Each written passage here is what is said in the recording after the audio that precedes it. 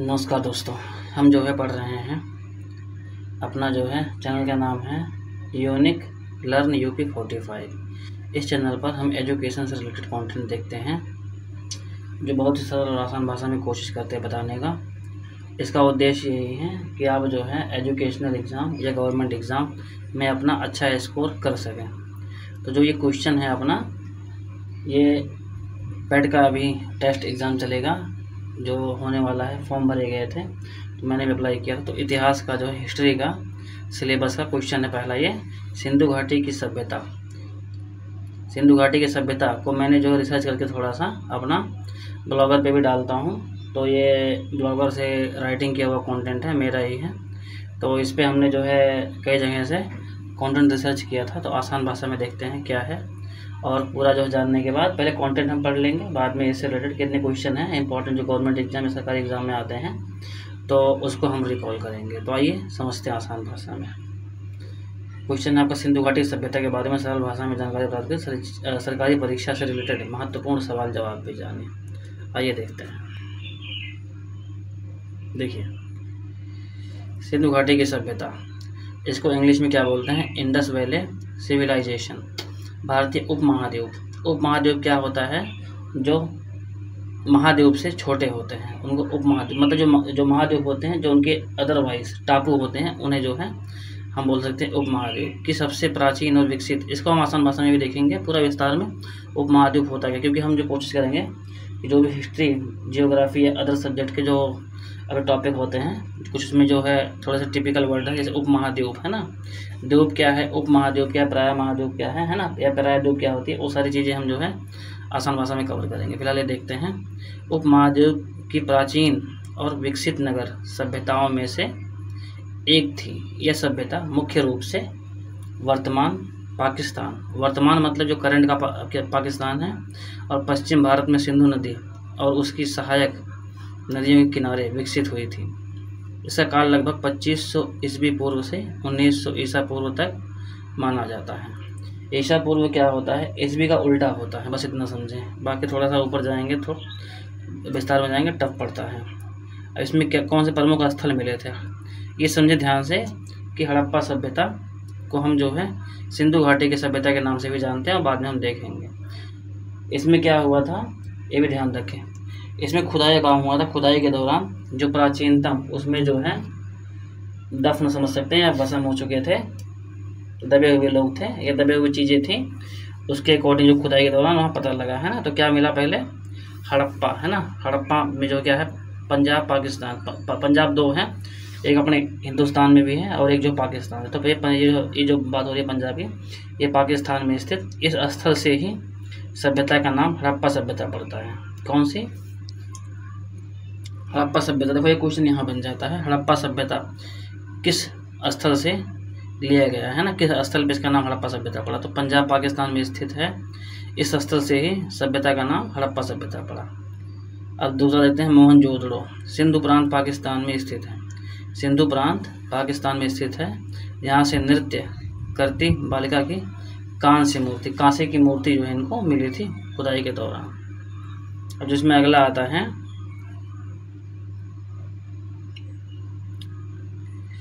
कालीबंगा। कालीबंगा क्या है? राजस्थान में हनुमानगढ़, राजस्थान के हनुमानगढ़ जिले में स्थित यहाँ आपका जो है आया है अग्निकुंड के प्रमाण। अग्निकुंड क्या होता है?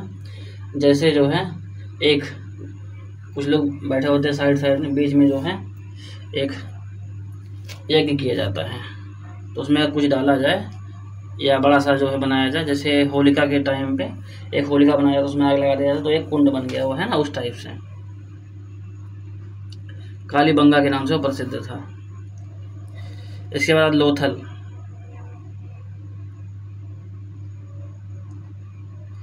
लोथल में क्या है? लोथल कहाँ पड़ता है? गुजरात में स्थित यहाँ समुद्री बंदरगाह। बहुत ही अजीबोगरीब क्वेश्चन होता है बंदरगाह, जो नए लोग पढ़ रहे होते हैं उनको पता नहीं होता बंदरगाह क्या होता है। बंदरगाह क्या होता है कि जो अपना जो है पानी के रास्ते से सामान का आयात निर्यात यानी आना जाना होता है, उसको बंदरगाह बोलते हैं। जो किसकी कस्टडी में आता है? जो अपने जो है नेवी नेवी फोर्स होती है उसके अंडर में, जैसे थल सेना, जल सेना, वायु सेना। तो जल सेना के अंडर में आती है क्या, बंदरगाह सारी। तो ये कौन से बंदरगाह की बात बोल रहे हैं, लोथल, गुजरात में स्थित है, समुद्री मार्ग में, है ना। डाक यार्ड, बहुत ध्यान से पढ़ें, आराम से, है ना, कोई दिक्कत वाली ज़्यादा बात नहीं है, इसको पूरा बढ़िया से सीखेंगे हम, ताकि जो है हमारा क्वेश्चन अगर बने इससे कोई छूटे ना। किससे, जो हम पढ़ रहे हैं अभी, हड़प्पा सभ्यता। फिर आ रहा है चंदहोदड़ो, यह मुख्यतः हस्तशिल्प और इन्हीं हाथों के द्वारा सिलाई गया तो हस्तशिल्प बोलते हैं, और कारीगरी का केंद्र था, है ना। जब खुदाई के दौरान किया गया तो वहाँ ये सामान मिले होंगे सब, तो उसके आधार पर लोग जो है बताते हैं।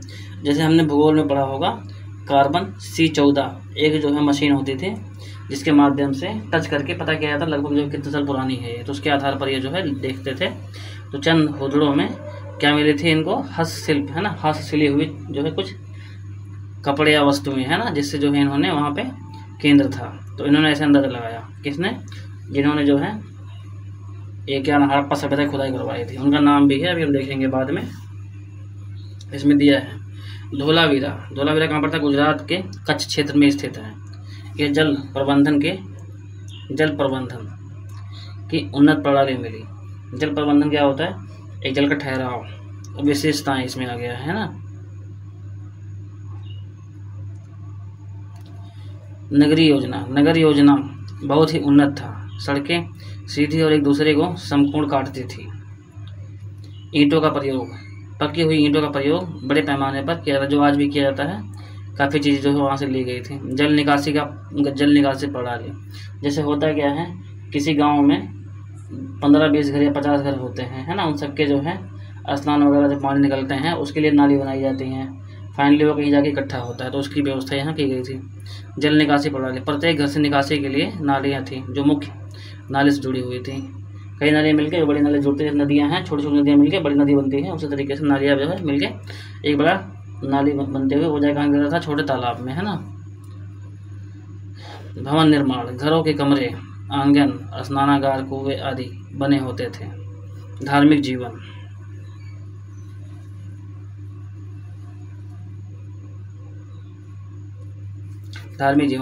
मातृ देवी यानी माता की पूजा, प्रकृति पूजा, पशुपति महादेव, पीपल वृक्ष, पशु पक्षी आदि की पूजा की जाती थी। यानी पूजा जो है तभी चली आ रही थी जब जो है हमारा ये हड़प्पा सभ्यता, लोग पैदा नहीं हुए थे, मशीन की सहायता से उन्होंने पता किया था, किसी से ये मिले नहीं थे, क्योंकि हज़ारों साल पुरानी जो बातें होती हैं उसी के आधार पर लोगों ने शायद पूजा शुरू किया होगा, है ना। तो हमको यहाँ से क्या मिल जाता है, एक बढ़िया सी पहचान की हड़प्पा सभ्यता से ही जो लोग पहले हुआ करते थे, जिनको लोगों ने देखा नहीं, तभी उन्होंने जो पूजा वगैरह का काम शुरू कर दिया था, जो आज भी पूजा और धर्म के नाम पे चल रहा है। अर्थव्यवस्था, ये लोग जो है इनकी इनकम व्यवस्था क्या थी, कमाने का जो है साधन, तो क्या करते थे, कृषि, खेती करते थे, पशुपालन करते थे, व्यापार मतलब क्या होता है, पैसे तो थे नहीं, सामान का लेन देन इधर उधर से किया जाता था। कारीगरी आदि प्रमुख आर्थिक इनकी गतिविधियाँ थी। लेखन प्रणाली, लिखते उखते भी थे ये लोग, सिंधु लिपि का प्रयोग करते थे, जो आज अब पूरी तरह पढ़ी नहीं जा सकती, यानी जो भाषा ये लिखते थे आज के डेट में उसका अस्तित्व ही नहीं है, अगर है तो उसको समझ नहीं पाते लोग। उद्योग और शिल्प, उद्योग रोजगार को बोलते हैं, शिल्प मतलब सिलाई, है ना। तो क्या, जो सिलाई उद्योग था यानी सिलाई का जो कारोबार था, मिट्टी के बर्तन ये बनाते थे, आभूषण बनाते थे, किसकी, जो वहाँ पे उस टाइम पे आर्टिफिशियल आर्टिकल होते थे उनसे, मूर्तियाँ, धातु शिल्प, वस्त्र निर्माण आदि। प्रमुख खोज, इन्होंने खोज क्या क्या की, हड़प्पा सभ्यता में खोज क्या हुए थे, नृत्य करती बालिका मोहनजोदड़ो की खुदाई में, है ना, पूजा देवी की मूर्ति, पशुपति महादेव की मुद्रा, रत्न तांबे औजार मोहरे आदि। नष्ट होने के कारण प्रमुख आपदा, बाढ़, भूकंप, जलवायु, काफ़ी सारे से बताया जाता है, प्राकृतिक आपदा, बाढ़, भूकंप, जलवायु परिवर्तन, आर्यों का आक्रमण, मैक्स मूलर का मत, आर्य बोलते हैं उनको जो ब्राह्मण के हिसाब से लोग आए थे, किधर से, पहाड़ी रास्ते से, कहाँ से आए थे, मध्य एशिया से, हम बाद में उसको जब हिस्ट्री देखेंगे तो उसमें देख लेंगे। व्यापार का पतन, बिजनेस का पतन, नदियों का मार्ग बदलना। सिंधु घाटी सभ्यता की विशेषताएं।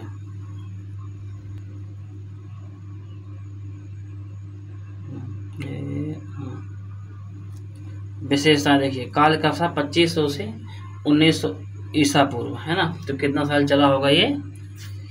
19 और 20 5 25 600 साल, है ना।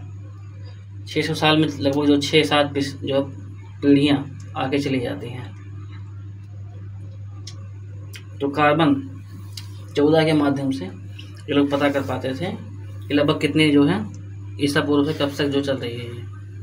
प्रमुख क्या था? हड़प्पा, मोहनजोदड़ो, लोथल, कालीबंगा, इस जगह स्थल, धौलावीरा। निर्माण समय पक्की ईंटें, लिपि अपठ जो पढ़ी ना जा सके, है ना, सिंधु लिपि। धर्म मातृ देवी, पशुपति, वृक्ष पूजा। आर्थिक गतिविधियां, नृत्य करती बालिका, मोहरे स्नानागार। सिंधु घाटी सभ्यता, इंडस वैली सिविलाइजेशन भारतीय उपमहाद्वीप के सबसे प्राचीन और विकसित नगर सभ्यताओं में से एक है। इस सभ्यता का मतलब वही हम पढ़े थे ऊपर, थोड़ा सा उसका बेसिक खोज, ऐतिहासिक खोज, है ना, इतिहास और खोज। सिंधु घाटी की सभ्यता की खोज 1921 में, ध्यान से देखें, आ गया। ये भी क्वेश्चन गवर्नमेंट एग्जाम कई बार आया है। सभ्यता की खोज 1921 में कौन किया था? 1900 दयाराम साहनी, हड़प्पा सभ्यता पंजाब पाकिस्तान में की थी। और 1922 में आर.डी. बनर्जी ने मोहनजोदड़ो का खोज, इन्होंने क्या किया था? खोज की थी। दयाराम साहनी ने 1922 में, आर.डी. बनर्जी ने मोहनजोदड़ो, हड़प्पा सभ्यता की खोज उन्होंने की थी और मोहनजोदड़ो की खोज किसने की थी? आर.डी. बनर्जी ने। इस सभ्यता का नाम सिंधु नदी के नाम पर रखा गया। यह सभ्यता मेसोपोटामिया, मिस्र और चीन की प्राचीन सभ्यताओं की समकालीन थी। भूगोल और विस्तार।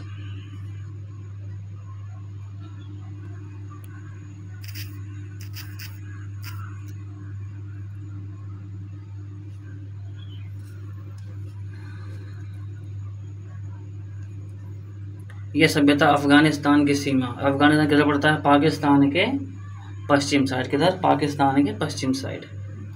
यह सभ्यता अफगानिस्तान की सीमा से लेकर गंगा यमुना के मैदानों तक फैली हुई थी। इसका क्षेत्रफल लगभग 1 दहाई सैकड़ा हजार 10,000 लाख 12,99,600 वर्ग किलोमीटर था। किलोमीटर नहीं, वर्ग किलोमीटर। इसके उत्तर में, उत्तर बोले तो नॉर्थ साइड में जम्मू और दक्षिण में महाराष्ट्र, पश्चिम में बलूचिस्तान और पूरब में उत्तर प्रदेश तक इसके प्रमाण मिले। हड़प्पा सभ्यता के। अब इसमें हम देखेंगे प्रशासन और सामाजिक जीवन। कोई स्पष्ट शासक वर्ग नहीं मिला, लेकिन नगर योजना दर्शाती हैं। इसका कुल मिला के उद्देश्य बस इतना था कि खुदाई की गई थी, क्या क्या चीज़ें इसमें मिली थी और उसके आधार पर आज के डेट में क्या क्या चीज़ें इस्तेमाल की जाती हैं। यहाँ से हमें एक चीज़ पता लगी बहुत ही इम्पोर्टेंट, कि पूजा पाठ जो होती हैं इन्होंने शुरुआत की थी, इनको देखते हुए आजकल के लोगों ने स्टार्ट की थी। अब इसको देखते इधर ही। अगला, समाज संभवतः समता मूलक था। सभी के घरों की बनावट एक जैसी थी, यानी एक समान घर बने थे, जो आज भी काफ़ी जगह देखेंगे तो फ्लैट के रूप में बनाए जाते हैं। स्त्रियों को मातृशक्ति के रूप में पूजा जाता था। स्त्रियों का बड़ा जो है इसमें हड़प्पा सभ्यता में भी बहुत ही इंपॉर्टेंट क्वेश्चन है। हड़प्पा सभ्यता में औरतों का बड़ा सम्मान था। भोजन में गेहूँ, जौ, मटर, तिल प्रमुख थे। दूध, मांस, मछली भी खाते थे। मनोरंजन के साधनों में पासा, मैंने जो खेल होता था वहाँ का, पासा, नृत्य, संगीत, खिलौने शामिल थे। व्यापार और विदेशी संपर्क, यानी विदेश से क्या जो लेन करते थे ये वो बताया हुआ है। सिंधु घाटी के लोगों ने मेसोपोटामिया, मध्य एशिया के साथ व्यापारिक संबंध बनाए थे। मेसोपोटामिया, मध्य एशिया के साथ व्यापारिक संबंध बनाए थे। दूसरा, व्यापार जलमार्ग और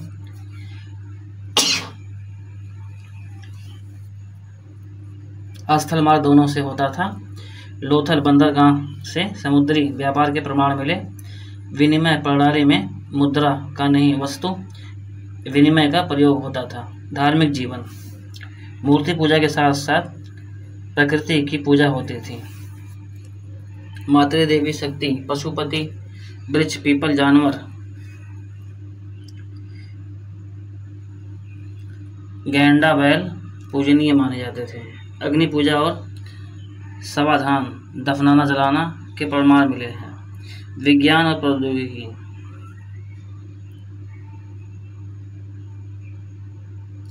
जल निकासी और स्नानागार जैसे उन्नत निर्माण कार्य दर्शाते थे। इनका जीवन विज्ञान ज्ञान उच्च स्तर का था। धातु विज्ञानों में तांबा, कांसा, सोना, चांदी का प्रयोग होता था।